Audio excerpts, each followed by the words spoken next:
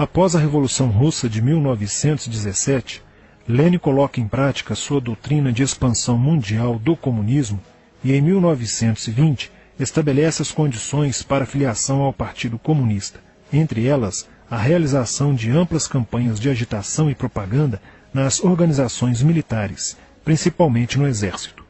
Em 25 de março de 1922, nasce o Partido Comunista do Brasil, o PCB. O novo partido aceitava as ordens diretas de Moscou. Em 1927, partindo da teoria à prática, o PCB criou uma frente única operária e iniciou um trabalho de infiltração nos quartéis, influenciando Luiz Carlos Prestes, capitão do Exército, a aderir ao comunismo, fato que se deu em março de 1931. Em abril de 1935, Prestes foi incumbido pela direção da Internacional Comunista de promover um levante armado no Brasil. O movimento tinha por objetivo derrubar o presidente Getúlio Vargas e tomar o poder. Liderados pela Aliança Nacional Libertadora, militares inclinados ao comunismo iniciaram a rebelião no dia 23 de novembro de 1935, dentro dos quartéis em várias partes do país. Mas devido à falta de organização dos ataques e à ausência do apoio popular, o exército derrotou os comunistas e evitou o golpe de Estado. Em seguida, Prestes é preso e perde a patente de capitão. Com o advento da Segunda Guerra Mundial e a invasão da Rússia pelos nazistas, a política exterior soviética muda e Stalin tenta ganhar o apoio das democracias ocidentais. O PCB redireciona sua política seguindo disciplinadamente a orientação de Moscou e apoia Getúlio Vargas. Após o final da Segunda Guerra Mundial, o PCB reinicia a agitação das massas populares e tenta desestabilizar o governo Dutra através de uma política conspirativa. Durante toda a década de 50, Moscou, através de suas redes apoiadas pelos partidos comunistas no mundo inteiro, tentava desestabilizar as democracias ocidentais. Como consequência, nessa época, em muitas universidades ocidentais, predominava uma visão social esquerdista, sendo que grande parte do terceiro mundo aclamava o modelo soviético como a estrada para a justiça social. Muitos intelectuais se declaravam marxistas. Assim, a conjuntura era altamente favorável ao comunismo, o que provocou sua expansão dramática até o final da década de 50, com a vitória da Revolução Cubana. Isso fez o PCB defender com mais intensidade a luta armada como a única solução viável e progressista dos problemas brasileiros. A União Soviética, destinada a aumentar o seu campo de influência no continente americano, despertou interesse pelo Brasil, um país de dimensões imensas, fronteiriço com quase todos os países da América do Sul, país estratégico no cenário mundial que poderia pender o fiel da balança para o lado comunista. Nos primeiros anos da década de 60, o Brasil passou a viver período de crescente instabilidade política, militar e institucional. Em 1961, Luiz Carlos Prestes encontrou-se com Nikita Khrushchev em Moscou para planejar a Revolução Agrária no Brasil.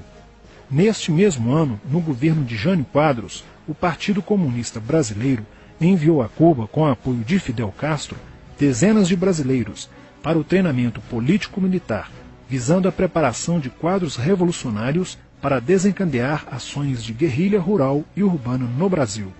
Os chineses também colaboraram para a tentativa de implantação do comunismo no Brasil, recebendo na Academia Militar de Pequim, em 1962, um primeiro contingente de brasileiros, visando a formação de quadros guerrilheiros para o movimento que viria a ser implantado na região do Araguaia. No Nordeste do Brasil, Francisco Julião organizava as ligas camponesas, com militantes treinados em Cuba. O apoio cubano concretizou-se no fornecimento de armas e dinheiro, além da compra de fazendas em Goiás, Acre, Bahia e Pernambuco, para funcionar como campos de treinamento. No dia 4 de dezembro de 1962, o jornal O Estado de São Paulo noticiou a descoberta e o desbaratamento de um campo de treinamento de guerrilha no estado de Goiás, em uma das 3 fazendas pertencentes às ligas camponesas. Enquanto isso, Goulart governava o país de uma forma pendular. Ora pendia para o lado dos comunistas, ora para o lado dos conservadores.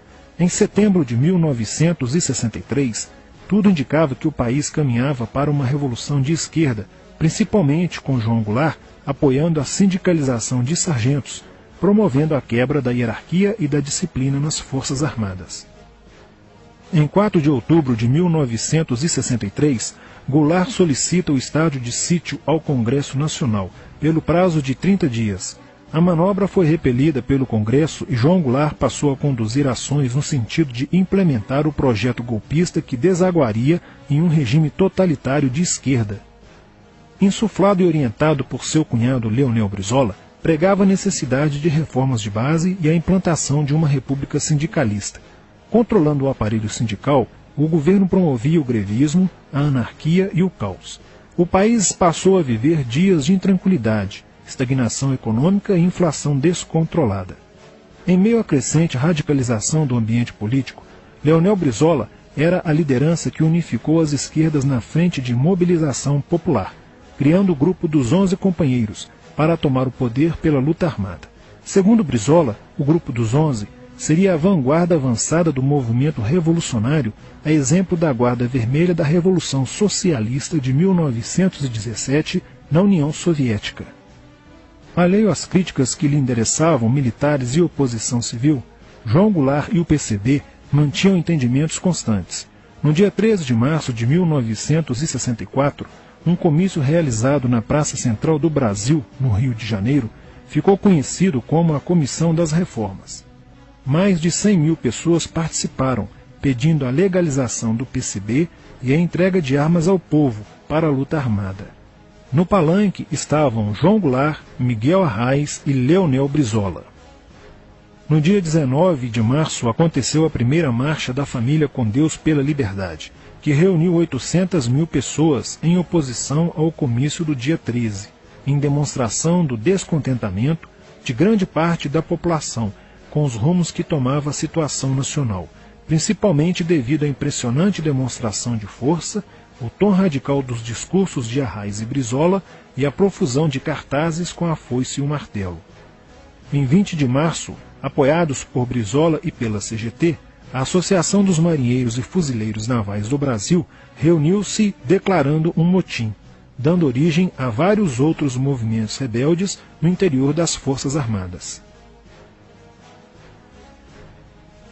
Realizou-se em Niterói, na sede do Sindicato dos Operários Navais, um congresso continental de solidariedade a Cuba, com a participação de delegações latino-americanas.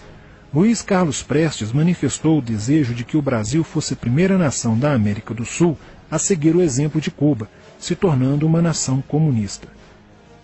Na véspera de 30 de março de 1964, João Goulart, ignorando o pedido de assessores e do seu líder na Câmara, Tancredo Neves, compareceu à sede do Automóvel Clube para uma homenagem da Associação dos Sargentos da Polícia Militar. No seu discurso, Goulart defendeu a mudança na Constituição para que pudesse concorrer às eleições presidenciais de 1965, desagradando a Carlos Lacerda, Magalhães Pinto e Juscelino Kubitschek, pré-candidatos à presidência da República. O golpe da esquerda já estava preparado para 1º de maio de 1964, caso o Congresso Nacional não aprovasse as mudanças. A imprensa brasileira, bem como importantes setores da Igreja Católica, do meio empresarial e a maior parte do Congresso Nacional, exigiam ações das Forças Armadas para conterem os comunistas no Brasil. Ao final de março, jornais como o Globo, Jornal do Brasil, Correio da Manhã e Diário de Notícias pregaram abertamente a deposição do presidente João Goulart. Nos bastidores dos acontecimentos, os serviços secretos dos Estados Unidos e da União Soviética trabalhavam intensamente, tentando cada um fazer a balança pender para o seu lado, não medindo esforços para levarem o Brasil a uma guerra civil. O general Olímpio Mourão Filho resolveu partir com suas tropas, sediadas no estado de Minas Gerais, para o Rio de Janeiro. O general Castelo Branco, ao saber disso, telefonou para Magalhães Pinto, governador de Minas Gerais, com o intuito de segurar o levante. O governador mineiro argumentou que, uma vez iniciada a revolução, seria um erro parar, pois alertaria as forças fiéis a Goulart, podendo agravar a situação. A falta de reação do governo Goulart e dos grupos que lhe davam apoio foi notável. Não se conseguiu articular uma reação armada por parte da esquerda. Também fracassou uma greve geral proposta pelo Comando Geral dos Trabalhadores, em apoio ao governo. João Goulart, em busca de segurança, viajou no dia 1º de abril do Rio de Janeiro, onde se encontrava no momento da Revolução, para Brasília, e em seguida para Porto Alegre, onde Leonel Brizola tentava organizar a resistência. Mas João Goulart desistiu de um confronto militar com os revolucionários e seguiu para o exílio no Uruguai. No dia 2 de abril, o presidente da Câmara dos Deputados, Ranieri Mazzilli, assume provisoriamente a presidência da República e mais de 1 milhão de pessoas lotaram as ruas e praças do país para comemorar a vitória. No dia 11 de abril de 1964, o Congresso Nacional se reuniu para eleger o novo presidente da República.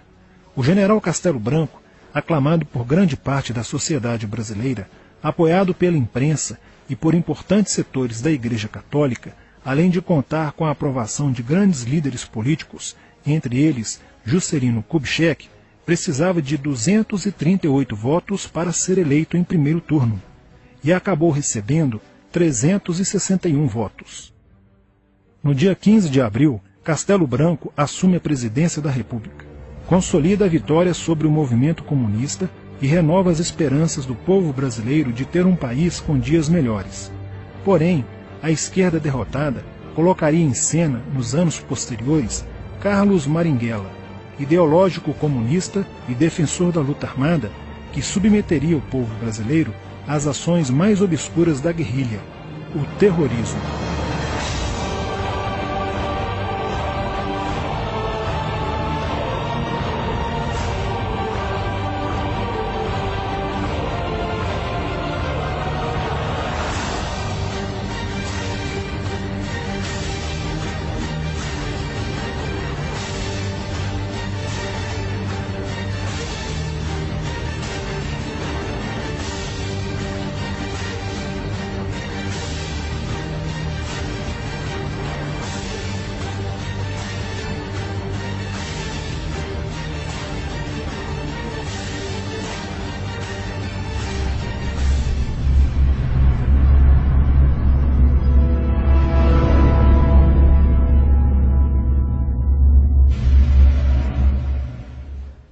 Em 1959, quando Fidel Castro anunciou ao mundo que sua revolução era comunista, passou a ser apoiado por Moscou.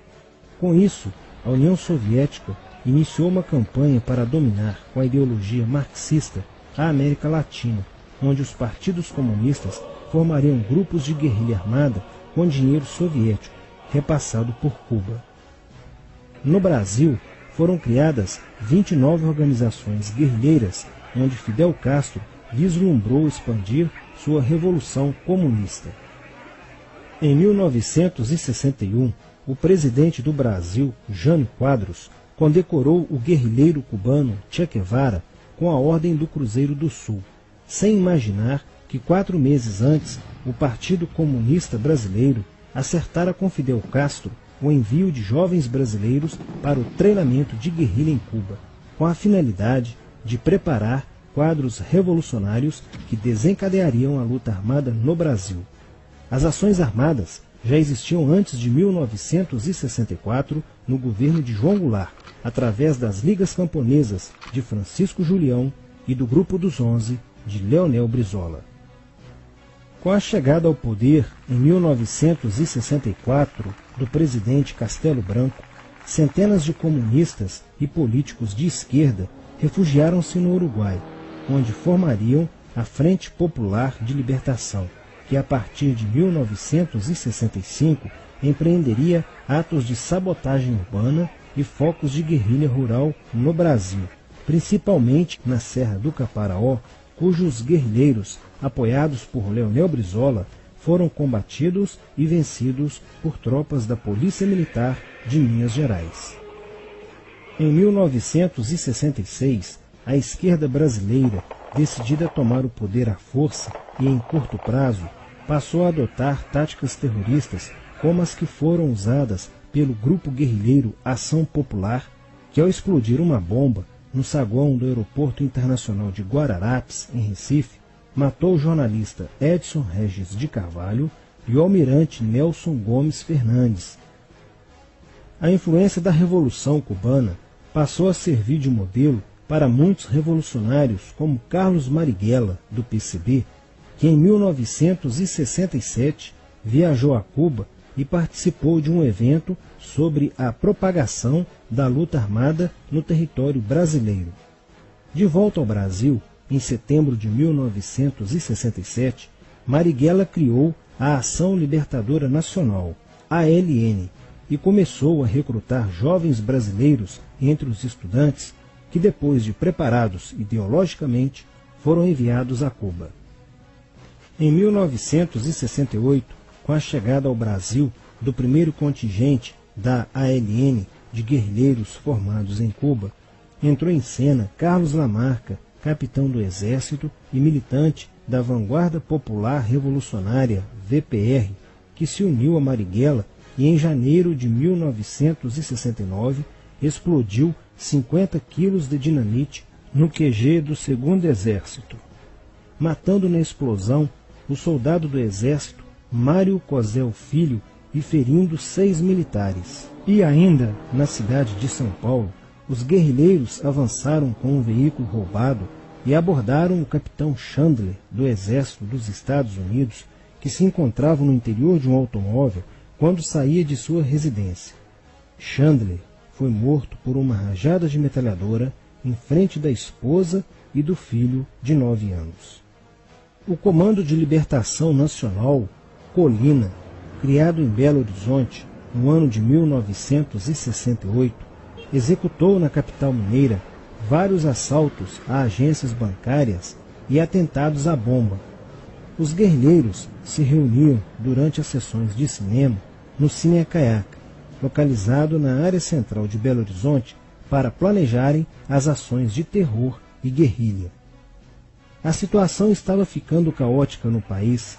Os guerrilheiros praticavam atentados à bomba nas grandes cidades, matando e ferindo vários inocentes, aumentando a insegurança e o medo da população, que passou a exigir ações imediatas do governo brasileiro para acabar com a violência praticada pela guerrilha. Atendendo ao clamor público para combater o terrorismo e a guerrilha com mais rigor, o presidente Costa e Silva editou o Ato Institucional número 5, AI-5, que previa o exílio e punições mais severas aos autores de atos de guerrilha terrorista praticados contra a população brasileira. Em desafio à nova medida do governo de proteção à sociedade, Carlos Marighella, em 1969, lançou o seu mini-manual do guerrilheiro urbano. Neste mesmo ano, só no Rio de Janeiro, a ALN, para aumentar os seus recursos financeiros, praticou 30 assaltos, sendo a maioria deles contra as agências bancárias. E ainda, em 1969, a ALN, juntamente com o movimento revolucionário 8 de outubro, o MR8, sequestrou o embaixador dos Estados Unidos, Charles Burke. O sequestro foi sugerido pelo guerrilheiro Franklin Martins. Os guerrilheiros exigiram a libertação de 15 presos políticos, dentre os quais se encontrava José Dirceu. A exigência foi prontamente atendida pelo governo militar. A ALN estava prestes a sofrer um grande golpe quando Marighella começou a cair. Após a prisão de um militante de sua organização, no dia 1º de outubro de 1969. Os dados fornecidos pelo militante da ALN preso coincidiram com informações prestadas por outro militante da VPR, que também denunciou o envolvimento de vários religiosos com grupos de guerrilha, entre eles Frei Beto. Quando Frei Fernando e Frei Ivo, também envolvidos com os grupos guerrilheiros, foram presos e logo após interrogados, os religiosos entregaram o ponto de contato de Carlos Marighella, na cidade de São Paulo. No dia 4 de novembro de 1969, o ponto foi cercado pela polícia, onde Marighella, percebendo o cerco, reagiu e foi morto. Depois da morte de Marighella, centenas de guerrilheiros foram presos e mais de 300 armas apreendidas. 2 sequestros de diplomatas, o embaixador alemão Enfield von Hollemer e e o cônsul japonês Nobuo Okushi foram feitos às pressas, para libertar os guerrilheiros que continuavam presos. Inspirados no marxismo cultural, vários militantes da esquerda brasileira iniciaram a estruturação de uma organização que se infiltrou nas faculdades brasileiras, bem como no meio artístico e cultural, e principalmente nas edições de jornais, setores estes com grande poder de influência sobre a formação da opinião popular. Durante as manifestações, vários militantes comunistas, usando armas de fogo, eram infiltrados no movimento estudantil e disparavam contra os manifestantes, na intenção de colocar a opinião pública contra o regime militar. Com a morte de Marighella, Lamarca havia assumido a posição de líder mítico, que sustentava a esperança na vitória comunista. Em 1970, quando o embaixador suíço Giovanni Butcher foi sequestrado, o governo se recusou a soltar os presos da lista apresentada pelos guerrilheiros. Depois de 40 dias de sequestro, os guerrilheiros quiseram matar o embaixador suíço. Porém, o governo militar cedeu e as exigências dos guerrilheiros sequestradores foram atendidas, preservando a vida do diplomata. Na cidade de São Paulo, o cerco sobre a vanguarda popular revolucionária, liderada por Carlos Lamarca, estava se fechando. Isso fez com que Lamarca fugisse para o Vale da Ribeira e montasse um campo de treinamento para a guerrilha. Na tentativa de descobrir este campo, tropas da Polícia Militar do estado de São Paulo foram deslocadas para a região. No dia 8 de maio de 1970, um pelotão comandado pelo tenente da Polícia Militar, Alberto Mendes Júnior, foi emboscado e rendido por guerrilheiros da VPR. O tenente Mendes foi feito refém e obrigado a seguir com os guerrilheiros na direção de Sete Barras. Depois de um dia e meio andando pela mata, Lamarca formou um tribunal revolucionário e decidiu matar o tenente Mendes, que teve o crânio esmagado por coronhadas de fuzil desferidas pelos guerrilheiros Diógenes e Fujimori. Apesar do cerco, Lamarca conseguiu escapar e em 1971 chegou ao sertão da Bahia. Depoimentos de guerrilheiros presos em Salvador levaram o exército ao esconderijo de Lamarca, que, estando armado de metralhadora, reagiu à prisão e foi morto. Após a morte de Lamarca, o número de militantes presos era bem maior que o número de guerrilheiros em ação no Brasil. Os guerrilheiros, percebendo que o cerco estava se fechando, passaram a sequestrar aviões comerciais e obrigar o piloto a desviar para outro país, onde pudessem se exilar. 4 desses aviões foram desviados para Cuba. Os guerrilheiros comunistas estavam perdendo a guerra. Os militantes que abandonavam as armas eram acusados de traição nos tribunais vermelhos e executados pelos próprios companheiros, em atos de justiçamento. Já no início de 1971, o PCdoB conduzia o trabalho de campo na região do Araguaia, na divisa entre os estados de Goiás, Pará e Maranhão, com a missão de implantar um núcleo guerrilheiro que tinha por objetivo fomentar uma revolução socialista, onde centenas de guerrilheiros já haviam se estabelecido há pelo menos 6 anos. No início de abril de 1972, o presidente Médici enviou à região do Araguaia equipes especializadas em inteligência que, da busca do conhecimento sobre a atividade clandestina, logo efetuaram as primeiras prisões, entre elas a de José Genuíno, primeiro guerrilheiro preso no Araguaia. Logo após, o exército sofreu as suas primeiras baixas, ao ter um grupamento emboscado por elementos liderados por Oswaldo Orlando da Costa, conhecido por Oswaldão. Isso fez com que o exército passasse a empregar tropas convencionais que cercaram toda a região do Araguaia. Com a derrota cada vez mais próxima e com o total abandono logístico do PCdoB, ao qual os guerrilheiros foram relegados, sem armas, comida e remédios, vários militantes da guerrilha encurralados quiseram se entregar, mas foram mortos pelos próprios companheiros em atos de justiçamento. Após a morte de Oswaldão e o desmantelamento do comando militar da guerrilha, o cerco do exército se fechou sobre os rebeldes e vários guerrilheiros foram presos. Assim terminava o sonho da esquerda brasileira de transformar o Brasil em uma ditadura comunista.